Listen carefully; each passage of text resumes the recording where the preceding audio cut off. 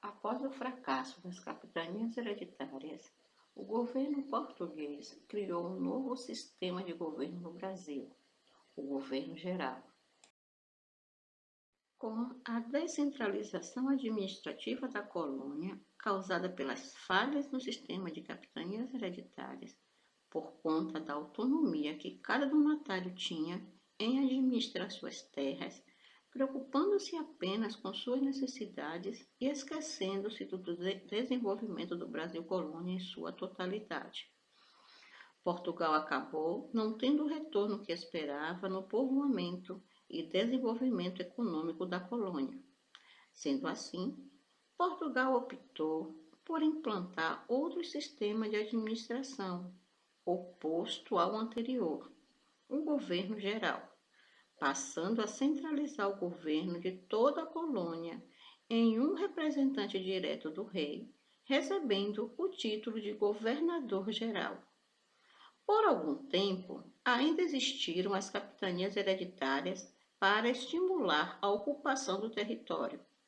O governo geral foi instituído por um regimento que detalhava as funções do governo geral, que, a partir de 1720, recebeu o título de vice-rei e era uma pessoa escolhida pelo próprio rei para representá-lo. Esse sistema de governo permaneceu durante quase todo o período em que o Brasil foi colônia de Portugal, até a chegada da família real em 1808. Os primeiros governadores gerais foram Tomé de Souza, que governou durante 1549 a 1553. Duarte da Costa, que seu governo durou de 1553 a 1558. E Mendes Sá, seu governo durou de 1558 a 1572. Esses governos tinham objetivos específicos: enfrentar invasões estrangeiras e fundar vilas para garantir a posse do território a Portugal e controlar os indígenas, fosse pela catequese, aliança ou luta.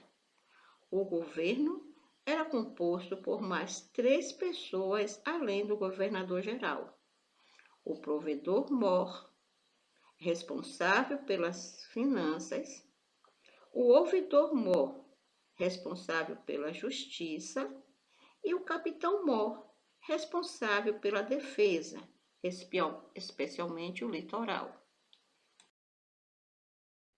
O primeiro governador-geral.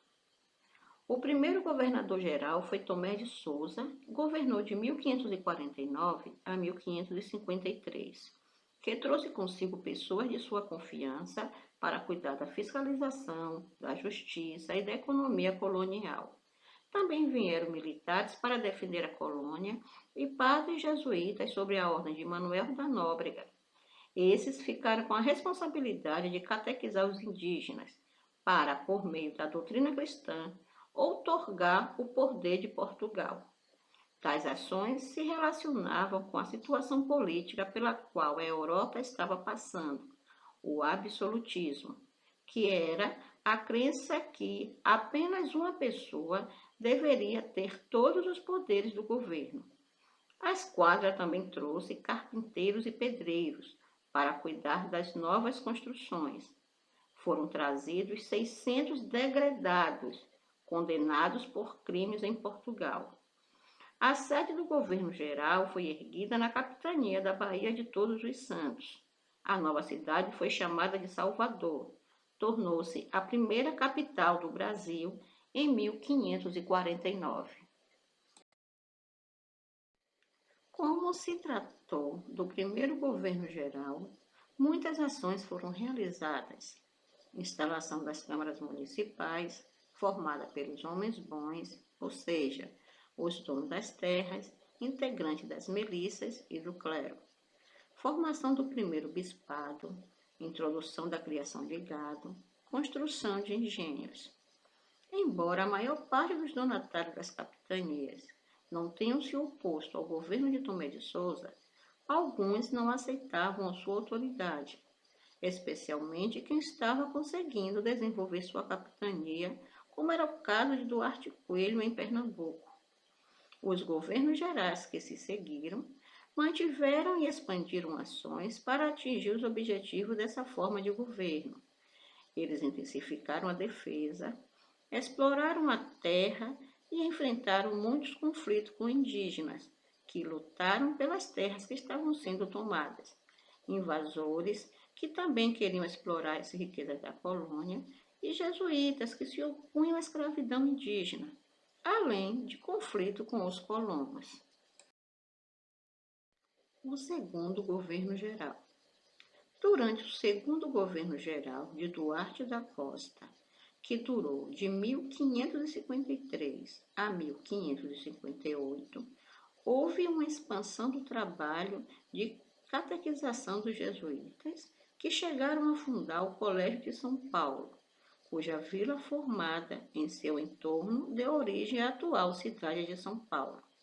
Seu governo foi abalado pelo enfrentamento à invasão francesa ocorrida no território onde atualmente se localiza a cidade do Rio de Janeiro, local onde chegaram a fundar uma colônia francesa chamada de França Antártica. O terceiro governo geral. Mendes Sá governou de 1558 a 1572. Contando com a ajuda do seu sobrinho Estácio de Sá, o governador-geral enfrentou as invasões francesas, aliando-se aos tamoios, indígenas inimigos dos maracajás que tinham se aliado aos franceses, chegando a fundar a cidade do Rio de Janeiro em 1565. No entanto, também foi no governo de Mendes Sá que muitos povos indígenas foram exterminados com apoio de indígenas aliados, devido à reação contra a ocupação portuguesa de suas terras.